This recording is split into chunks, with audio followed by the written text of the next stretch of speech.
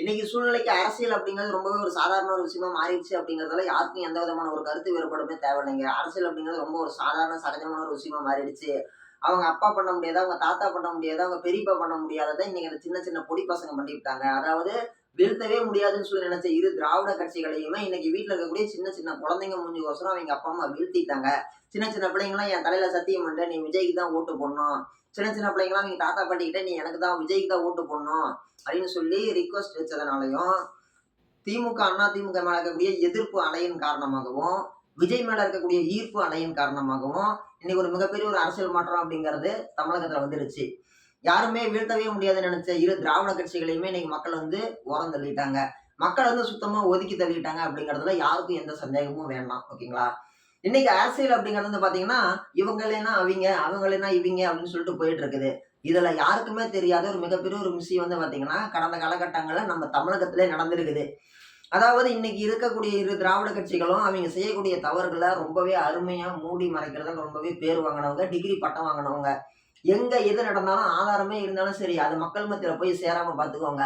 இப்போ உதாரணத்துக்கு மோடி அவர்கள் ஏதாச்சும் ஒரு நலத்திட்டம் செஞ்சு, பிரதமர் மோடி சர்க்கார் வந்து பார்த்தீங்கன்னா, மக்களுக்கு ஏதாவது நல்லது செஞ்சு அங்கருந்து இங்க அனுப்பி விட்டாங்க அப்படின்னா, இங்க இவங்களுடைய ஸ்டிக்கர் ஒட்டி அத மக்கள்ட்ட காட்டுவாங்க.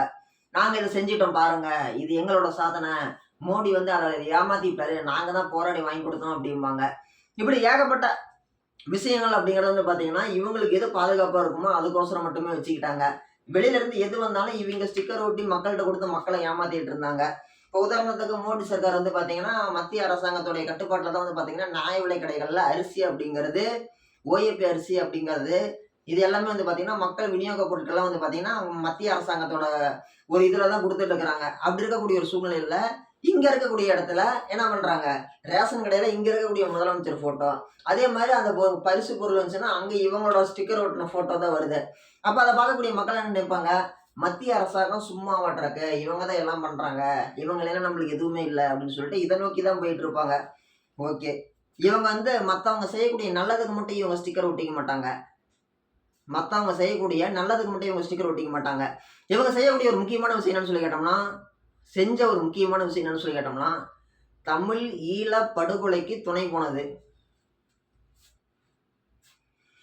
அது என்னப்பா தமிழ் ஈழ படுகொலைக்கு துணை போனதுன்னு சொல்லி கேட்டீங்கன்னா, 2006ல இருந்து 2011 வரைக்கும் அன்றைய காலகட்டத்தில டிஎம்கே கவர்மெண்ட் வந்து ரூல் பண்றாங்க தமிழ்நாட்ட. அன்னைக்கு வந்து பார்த்தீங்கன்னா, மேல வந்து சென்ட்ரல் கவர்மெண்ட் வந்து பார்த்தீங்கன்னா, காங்கிரஸ் ரூல் பண்ணி கொண்டு போறாங்க.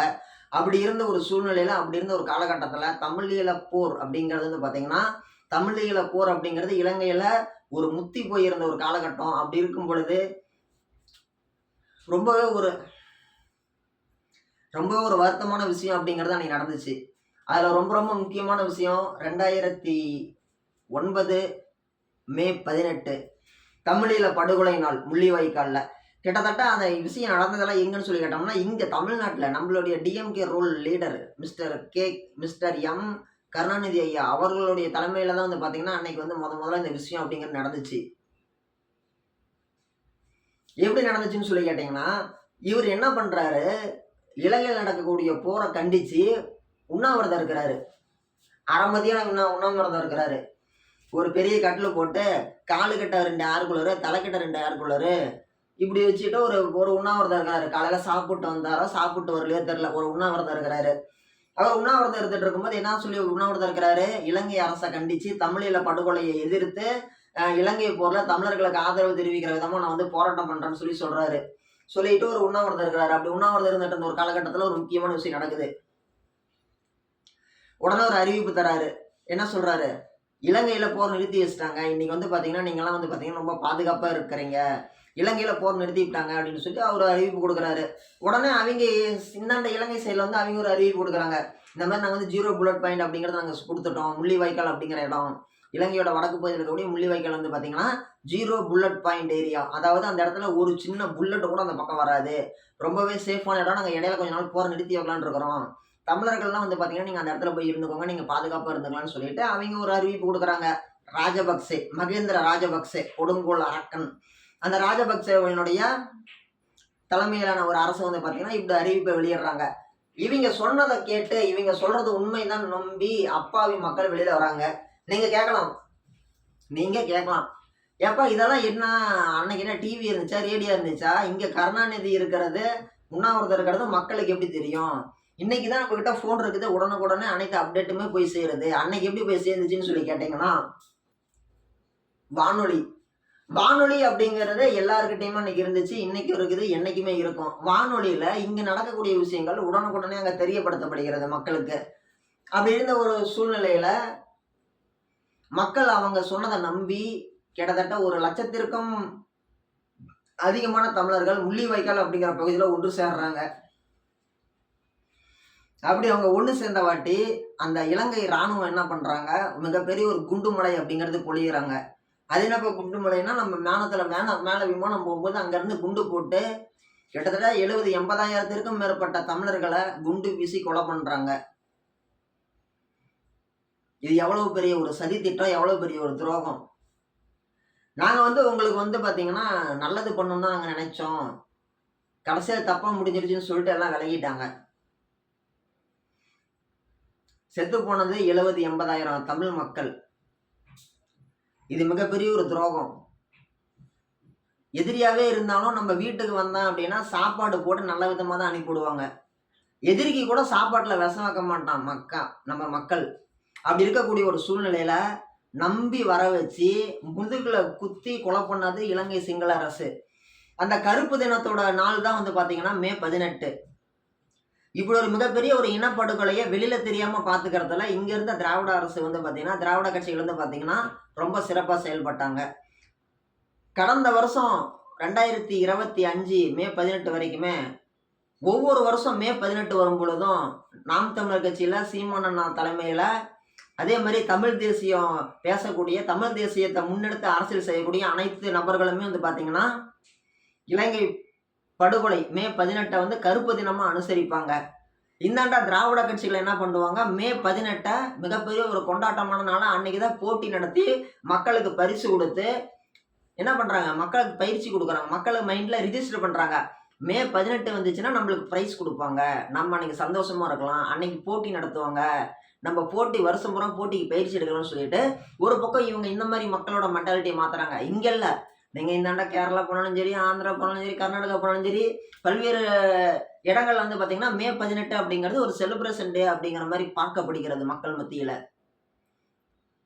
கிட்டத்தட்ட 70, 80,000 மக்கள் செத்து போன ஒரு விஷயத்த மூடி மறைக்கிறதுக்கோசரம், மக்களுடைய மிகப்பெரிய ஒரு வீக்னஸ் கவர்ச்சி, இம்ப்ரஷன், ஒரு செலிப்ரேஷன், ஒரு மிகப்பெரிய ஒரு மகிழ்ச்சி கொண்டாட்டத்தை காமிச்சு, இந்த மக்களே பார்த்தீங்கன்னா, இது பண்ணிட்டு இருக்கிறாங்க. இதெல்லாம் உண்மையிலுமே மிகப்பெரிய ஒரு வரலாற்று துரோகங்களா இன்னைக்கு நடந்திருக்குது. கிட்டத்தட்ட இப்படி ஒரு விஷயம் நடந்துச்சு. இப்படி ஒரு மிகப்பெரிய ஒரு தவறு இழைத்த ராஜபக்சேவுக்கு ஏதாச்சும் தண்டனை குடுத்தாங்களா? அப்படின்னு சொல்லி கேட்டீங்கன்னா, தண்டனை குடுக்கல.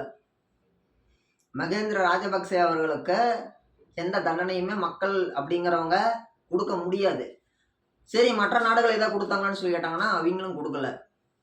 மேல இருக்கிற கடவுள் தான் குடுப்பான். கூடிய சீக்கிரம் குடுப்பான். ஏமாத்தக்கூடிய கிட்ட 70, 80,000 மக்களை கொன்று குவிச்ச ராஜபக்சே அவர்களுக்கு கடவுள் தான் பார்த்தீங்கன்னா பனிஷ்மெண்ட் குடுப்பாரு. உண்மையாலுமே இதெல்லாம் பார்த்தீங்கன்னா, ஒரு இன உணர்வு இருக்கக்கூடிய யாரா இருந்தாலுமே புரியும். இன உணர்வற்ற யாருக்குமே இது புரியாது. இது வெளியில இருந்து பார்க்குறவங்களுக்கு ஒரு விளையாட்டா தெரியலாம். ஆனா இது பார்த்தீங்கன்னா, ஒரு உணர்வு இருந்தா மட்டும் தான் இத புரிஞ்சுக்க முடியுமே தவிர, மித்தபடி எல்லாராலயும் புரிஞ்சுக்க முடியாது.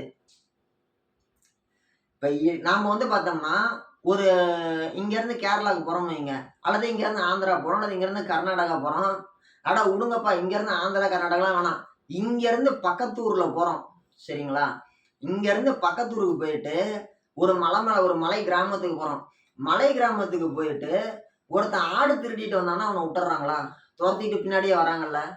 என் ஊர்ல இருக்கிற ஆட்ட தூக்கிட்டு போயிட்டான் அப்படின்ட்டு. இப்ப இங்கேருந்து ஏதோ ஒரு போய் கோழி அடிச்சு தின்னுப்ட்டு, ஒரு ஆட்டை அடிச்சு தின்னுப்ட்டு, அல்லது அங்க இருக்கக்கூடிய ஒரு முயலை வேட்டையாடிட்டு வந்தாங்கன்னா, ஒட்டுமொத்த ஃபாரஸ்ட் டிபார்ட்மெண்ட்டுமே என்ன பண்றாங்க? முயலை வேட்டையாடிய நபரை பிடித்த தனிப்படை அப்படின்னு சொல்லிட்டு வராங்கல்ல. ஒரு 5 அறிவு ஜீவன், அதுக்கு இருக்கக்கூடிய மதிப்பு அப்படிங்கிறது மனுஷனுக்கு கிடையாது. ஆந்திராவுல செம்மரம் வெட்ட போன தமிழர்களை 18 பேரை சுட்டு கொலை பண்ணாங்கல்ல. அப்ப இங்க இருந்த திராவிட கட்சிகள்லாம் என்ன பண்ணாங்க? யாருமே எதுவுமே பேசல. யாருக்குமே எதுவும் பேசணும்னு தோணல. யாருக்குமே எதுவும் பேசணும்னு அவசியமே கிடையாது அப்படிங்கிற மாதிரி தானே இருந்தாங்க. அதை அப்படியே மூடி மறைச்சிட்டாங்கல்ல. இது எந்த விதத்துல ஒரு நியாயம்? நியாயமே கிடையாது. இது வந்து யாரா இருந்தாலுமே சரி, ஒரு மனுஷனுக்கு மனுஷன் ஒரு மதிப்பு கொடுக்க வேண்டிய ஒரு சூழ்நிலையில, மரம் வெட்ட வந்தா அவன சுட்டு கொன்னுன்னு சொல்லி அந்த அரசாங்கம் சொல்லிருச்சு. ஆந்திர அரசாங்கம். மரம் வெட்ட வந்தான்னா புடிங்க. புடிச்சு கோர்ட்ல கொண்டு போய் நிறுத்துங்க. விசாரணை பண்ணுங்க. விசாரணை பண்ணி அவன் மேல தவறு இருக்கக்கூடிய ஒரு பட்சத்துல அவனுக்கான ஒரு வாய்ப்பு குடுங்க. என்ன வாய்ப்பு? அவனுடைய குற்றத்த அவன் வந்து அவன் தரப்பு நியாயங்கள நிரூபிக்கிறதுக்கு அவனுக்கு ஒரு வாய்ப்பு குடுங்க.